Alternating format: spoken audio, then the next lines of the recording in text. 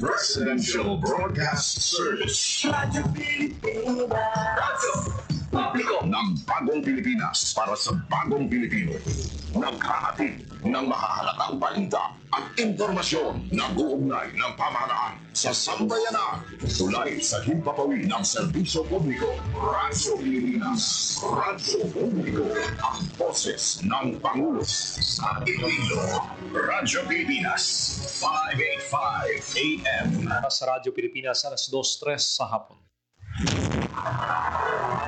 Mga labing ulihing nga hitabo, hibaluon, mga hangka at tubangon, mga bagay nga importante, aton ginahalungan, aton ginabantayan.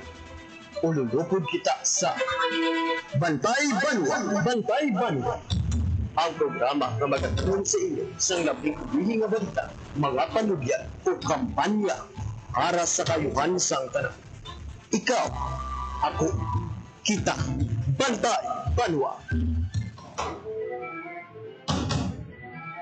Ngayong hapon Western Visayas, ngayong hapon syudad kag probinsya sa Iloilo.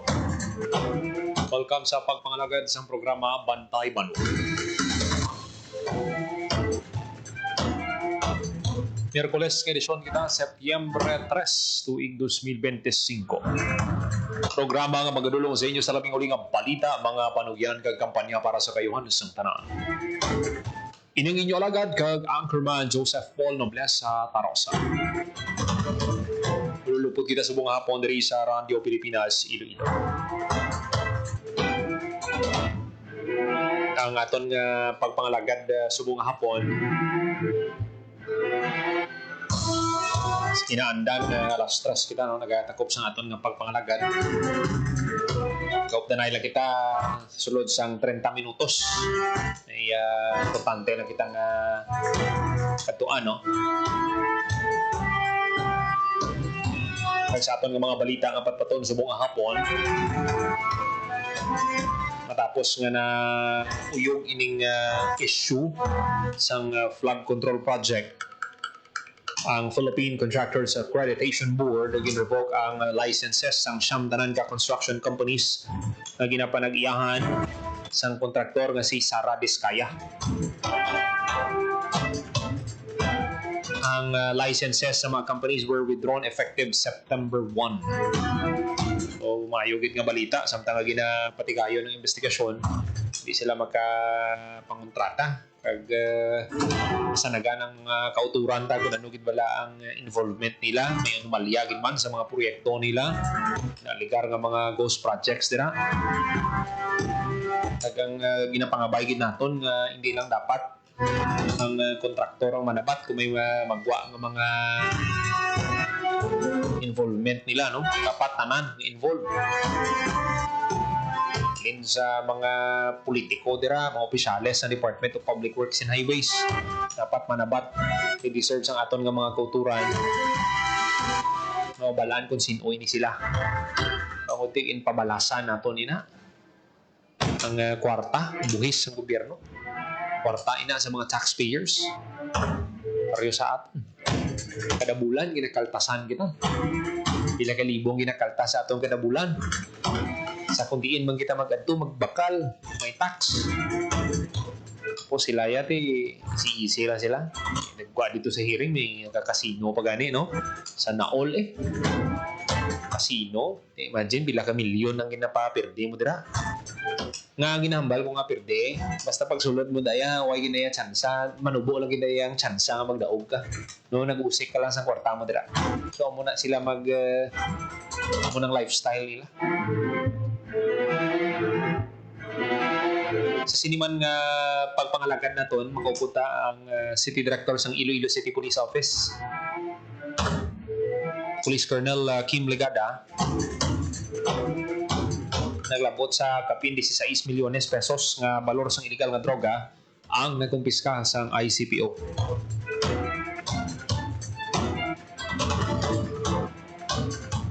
Siyete minutos magaligad sa takna alas 2 sa hapon.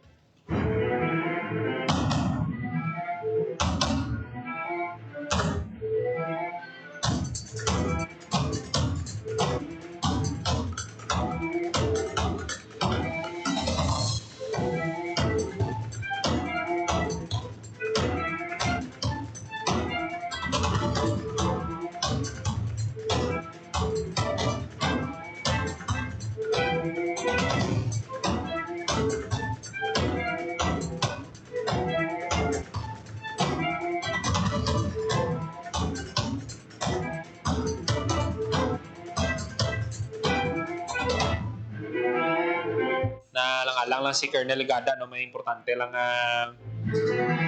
ginagaduan. Discuss na karon ang ining accomplishment nila sa campaign against illegal drugs. Sa sining nga tinion, kaunta ang update, balita from Iloilo City Hall. O kainit kaya pero may isang session dira, no? Kada session niya may nagakatabo kaya dira. Kaunta bin latest update sa detalye sang balita ni Janelle Baclay. Radyo Pilipinas, report. Nangin mainit ang sesyon ng sangguniang panglungsod sang sinigid na mga agapol matapos nga magbaysay sa sesyon sa sangguniang panglungsod sanday City Councilor Romel Doron kag Councilor Shin Marie Mabilog may kangtanan ni sa ginaduso nga resolusyon ni Kagawad Romel Doron nga nagapanawagan sang pag-resign o kon pag-reassign kay Iloilo City District Engineering Office Engineer Roy Pacanan kasunod sa panawagon ni Secretary Vince Dizon sa tanan nga mga opisyal sa DPWH nga courtesy resignation. Samtang nga nagapathag sang iyang abahin si Councilor Doron ginpamangkot ini siya ni City Councilor Shin Marie Mabilog siling niya ano ang matabo sa hindi ako against sa resolusyon, no, pero gusto niya lang mahibaluan ano ang matabo sa resolusyon nga nagapanawagan sang pag-resign o kung pag-reassign kay Pacanan kung halimbawa nga naka-resign na si Engineer Pacanan, no, amo na ginhalinan sa ila sini nga pagbaisay kada wala magustuhan ni Councilor Doron ang tono sa pamangkot ni Councilor Mabilog kag dito sila nagtaasay boses kay nagtudloanay kag kumbaga daw kulang na lang nga mabuksing sila pero hindi man gid, no, kay ti ang mga konsyal pa nagatambag kag isa na dira si Vice Mayor Lablaba Baronda, no, napilitan nga magdeklara sang recess. Yes, kita na tontonin. Pero sa tunga-tunga sang recess pati siya ang gin-question man, no. Sang iya nga mga nangin kauptanan. Pero naghupa man ang sitwasyon pero bisan recess pa naka-on ang mic. Siguro kung mapatian tada sa aton sini nga video. Sige be, para makita sa aton mga kauturan kung anong nagakatabo sa sesyon para sila mismo. Amo nagka-passionate ang mga elected officials sa pag-perform sa ilang trabaho pasising bisan pumuluyo wala sila obra. Sa sesyon pa lang grabe ang ila sini nga deliberasyon kay ina sa sesyon na Paul, no, kung mapalayag naton dira. Sige, mayon na kay may video ko dapat ang mga viewers na lang maayang mag-interpret, no, kung sino gusto sa ila. And we are on recess. Ginapakalaan ko lang kanina pa. Galing na sige-sige na mo. Wala na ba kanina ako sa inyo? Kaya recess na ka.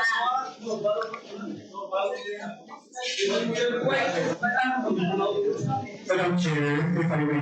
Well, in recess after I will no longer acknowledge. We are on recess. Pwede? No more. Tama na. Tama yun na. For time meetings, we can do the meetings within ourselves without using the microphone. Exactly.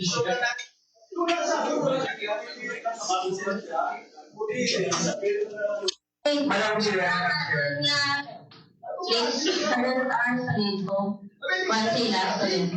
Naton dira sa video, no, nga face to face gid si Councilor Doron kag si Kagawad Shin Marie Mabilog, no. Naghambal si Kagawad si Vice Mayor Baronda nga opportunity niya na iya kag right niya na nga magpamangkot, no, pwede niya na iya masabat. Kung hindi mo pagsabton pwede man, no. So mo na ang kay kamo gani ginapapamangkot man kung ano sa isang pamangkot. Di man pwede yung so amoy na ang nangin tension kagina. Wala pa nakasugod, wala pa agenda. Privilege speech pa lang ni Councilor Vilaliana, parte about sa pet management. Nagayon ginbuslan na ni Councilor Doron. Pero do ka timely man Paul kay sa pagpropose ang resolusyon ni City Councilor Doron, gipamangkot siya mo ti ano matabo kung naka-resign na si Engineer Pacanan. So doon nagagawa may nakahibalo ayhan si Councilor Mabilog nga naka-resign na si Engineer Pacanan. Hindi kay mo nila ang kung madumduman sa aton mga tagpalamati, pag pungko ni DPWH bago no, DPWH Secretary Vince Dizon, tinagpanawagan ini siya sa tanan nga mga mga district engineers, regional director, mga USEC, tanan nga mga opisyal sa DPWH nga mag-file sang courtesy resignation. Amo na nga nakita nato nga namangkot si Councilor Mabilog. Mangin mungin pulo sini sang aton nga i-file dira. Pamatian naton bla kung Sige, may Pinel. timpo ka pa no. Yes, si Nel. Ari ang clear statement ni City Councilor Mabilog kung paano niya gininterpolate si Sige, be. Councilor Mayogin Doron. na para mapatian. Ang ilang ang contract sa project may aralan ng notice to proceed. Ang notice to proceed nila was dated 2024. Then ang ilang deadline or dapat matapos na ang project by 2025. Pero siguro we're standing already September 2025 wala pa na subukan ang project, and ang ginhatag na rason is because wala pa sila sa permits. So I think dapat before na may notice to proceed mag-obra projects dapat kumpito na tani ang mga permits, ang mga kinalanon, and also gina-award ang kontrata na wala sa coordination again sa barangay kay kagapo na suyaman kami kay Kapramong na siya may-ara na dayatani siya lang ang iyang informal settlers ni Nabatian ang mga clarifications na rin ni Councilor Mabilog.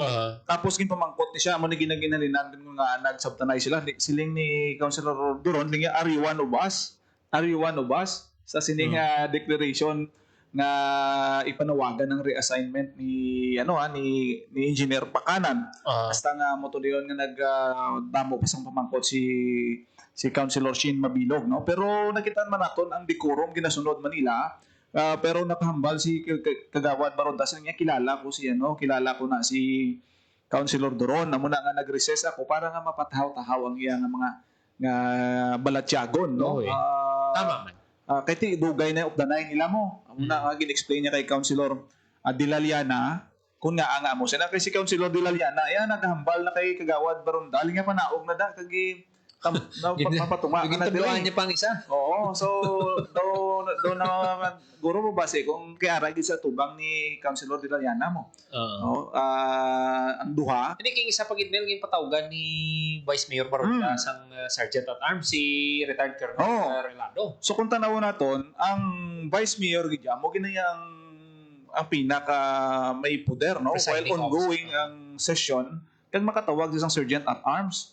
So may nagpamangkot nga kinahanglan pa, no, pero kung balikan mo na sa ilang rules nga ang DC Alcalde, ang presiding officer amo ginayaang siyempre paniguro man paniguro man nga ma-maintain ang kalinong kag decorum man hindi labot sa physical labi, no, nga initay sa bahin sa aton sini nga mga konsyal. Pero timayo kay do nagpuro kalma man sa ulihi na pasa ining resolution. Ambot lang kung ma-play pa naton. Sige, Benel. Amo ni requesting him to transfer, set aside, or require Engineer Roy Plana to submit his policy resignation pursuant to his order from the public DPWH's concerned employees, no, like district engineer, regional director, and of course engineer, OIC engineer. I said OIC, he was only designated. He is not the regular district engineer of the Iloilo City District Engineering Office. So anytime that he transferred, and we respectfully is the action upon by Secretary Dizon, and we will also put these copies to the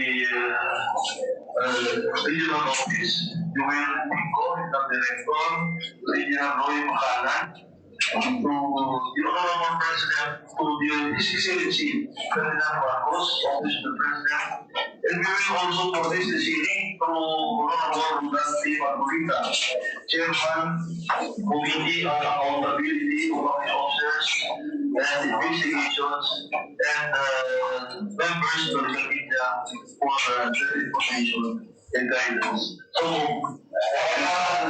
Makita ng pagpabor, Okay. pagpasar, wala problema sa approval, no? Supported sang Tanan. kadamaan, no? Sang tanan ang ining resolution. Ang update naman yung galing, Paul, no? While ongoing kaginang sesyon, wala pa sang ihibalo ang tanan nga si Engineer Pakanan Galia sang September 1 pa nakasubmit sang iya sini nga courtesy resignation upon the request of Secretary Dizon. Okay. So amo nang kung i-backtrack mo ang pamangkot ni Councilor Shane Marie Mabilog, ano ang matabo sa niya kung nakauna na resign. Amo na, amo gani. Oo, ang manginmot ang academic, wala na sang pulos ang i-propose nga resolution. Nagasagi sila ka-discuss. Naka-resign na gali. Tapos na, September 1, Oo, September 3 subong, pero ang official documents ang letter, noon time lang ginagabot. Kaya mo na ganing kinasiling naton. Nami taning ginobra nila kagina, total nag-recess man. Ami ipa-check ta to Double check nila. Pa-check ta to anay be. Kaya ang nagbuha si ni Paul daw Parehos man to sa nadigan nga sesyon man to natabo agin anunsyo sa ni Councilor de la Llana Oo. nga gin reassign si kay Engineer Pakanan pero wala man matabo.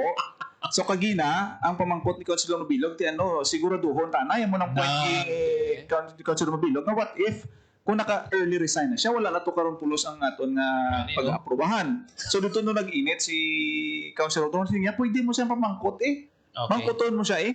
Kay kung nabalaan ko tani, kundi hindi na kinanglan. So sa part ni Councilor Durons niya, wala ako na makahibalo kagang iya nga purpose is amo lang gid na no mapagawa ang sentimento sang mga konsyal gina-furnish ini sa DPWH secretary hasta sa presidente kagasta ka sa naga-lead sang hearing subong sa Senado kag pati na sa aton sini House of Representative no pero sa subong Okay. na-announce na yan ni Engineer Pakanan nga sang September 1 pa siya nag-submit sang iya sini courtesy resignation naging pa-receive ini sa opisina ni Secretary Vince Dizon. Okay. Nel, madamo gid nga salamat. Amo ni madulong aton nga report para sa Bagong Pilipinas, General Baclay, Radyo Pilipinas, Radyo Publiko. Madamo salamat General Baclay sa report sa sining update no sa Iloilo City Council. Amo nang ginasiling naton ngati total nag-recess man.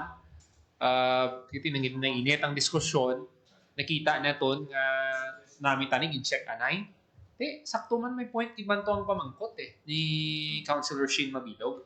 Hindi pwede nga pataas-taas ng taboses Importante hindi niya pataas-taas boses. Kumbaga ano ba lang aton ginapunto kasi tanan kita pwede may kinamatarong kita sa pagpamangkot. Na-approve nila to September 1 gali nakapasa na to sa resignation si District Engineer Pakanan. Ano ang reaksyon ni District Engineer Pakanan? May kaya naka-resign na ko yan. O, di ba? Pero si District Engineer Pakanan, damo ni isang wala na sabat nga issue sa aton nga mga projects dire. Mayo na kay si Secretary Vince Dizon maimbestigahan ang ini nga mga projects. Most especially ang gin-inspect ni Mayor Treñas nga project.